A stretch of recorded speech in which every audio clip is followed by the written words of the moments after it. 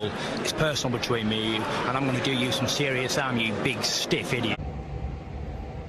The Untouchable True School Sports Empire proudly presents something the boxing games been missing. Hey, what's going on? It's your boy BT, and I came here to talk some boxing with the thousands of True School Sports subscribers. All right, so we're not that far away from Edgar Berlanga in his upcoming fight. He'll be taking on Patrick McCrory from Ireland, February 24th down there in Orlando at the illustrious Kerry Royale.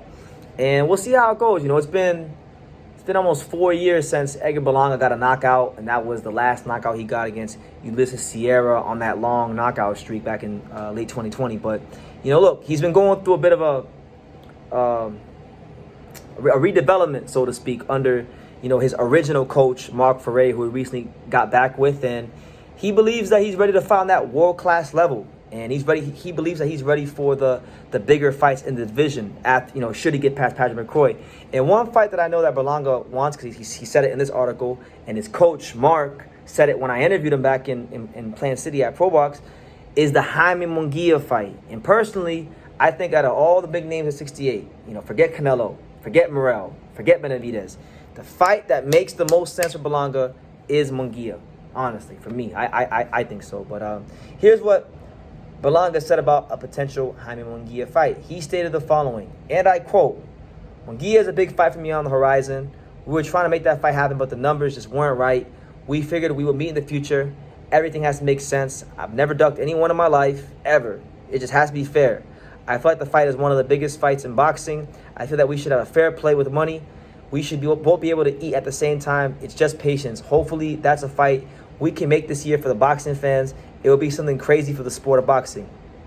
And he believes that it'll be a fight of the year type of fight. You know, just all that. He said he feels like he's got these bricks in his hand and he's not worried. And he thinks it's an exciting fight. And that's what it is. So look, man. People can say what they want about Edgar Berlanga. People can say what they want about Jaime Munguia. Because God knows I've said a lot about Jaime Munguia. But really and truthfully, I've seen, I've never been to a Jaime Munguia fight in person, but, you know, I see it on TV, and I know people that have gone to his fights. They tell me that he sells pretty well, and it looks like he sells pretty well. I've been to an Edgar Berlanga fight. I know he can sell. So when you take the Puerto Rican fan base of Edgar Berlanga, the Mexican fan base, Jaime Munguia, I don't see why that's actually probably one of the fights in boxing, I feel. You know, you put it anywhere in this country. It could be West Coast, it could be Texas, it could be California. I think both fan bases will travel pretty well, and you could sell upwards of 12, 13, 14, 15,000 tickets, because these two are fighters that, yes, they both have their fair share of critics.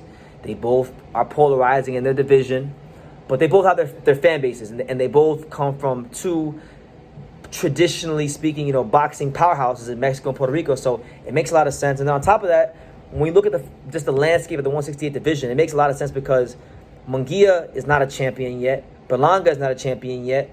Unless Canelo is going to fight Munguia next, which we'll see what he announces on Thursday, I don't see why this fight can't happen. I really don't.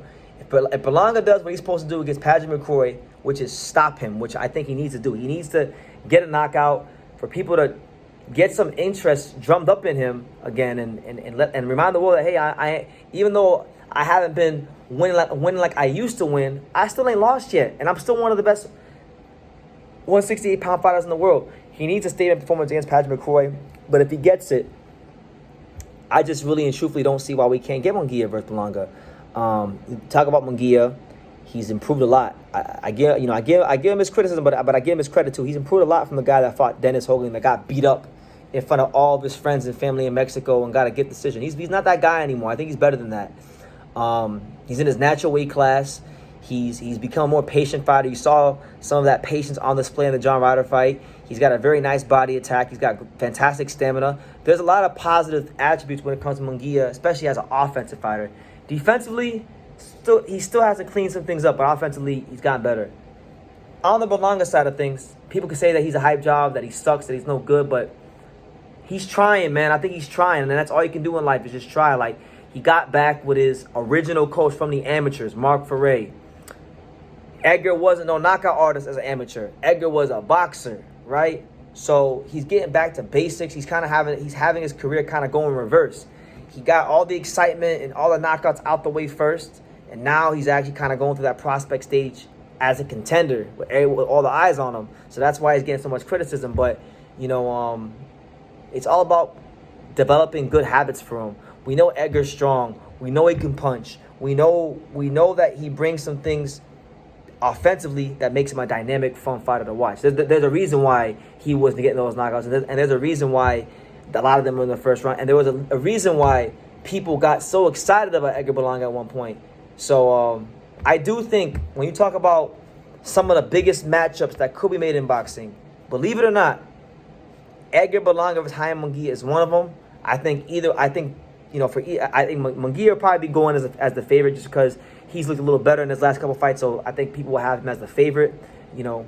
But it's a fight where I can see Berlanga beating up Munguia because the thing is, Munguia is still very hittable, and Berlanga is not a guy that you can take too many flush shots from in a fight. He will get your respect. You will be forced to defensively maneuver yourself out the way. But at the same time, Munguia, you know, you got to withstand what he's throwing your way as well. So I think it's a great fight. I think that's the perfect fight for the 168 division. It'll do great business. They're both they both fight on the DAZN platform. One guy's a Golden Boy, the other guy's at Matchroom. We know they've done, you know, cross promotion fights before. So I just don't see why that's not a fight that can happen in 2024 if Edgar Berlanga especially gets a devastating knockout in his next fight against the Irishman, Patrick McCrory. But let me know what you guys think. How do you guys see Edgar Berlanga versus Jaime Munguia?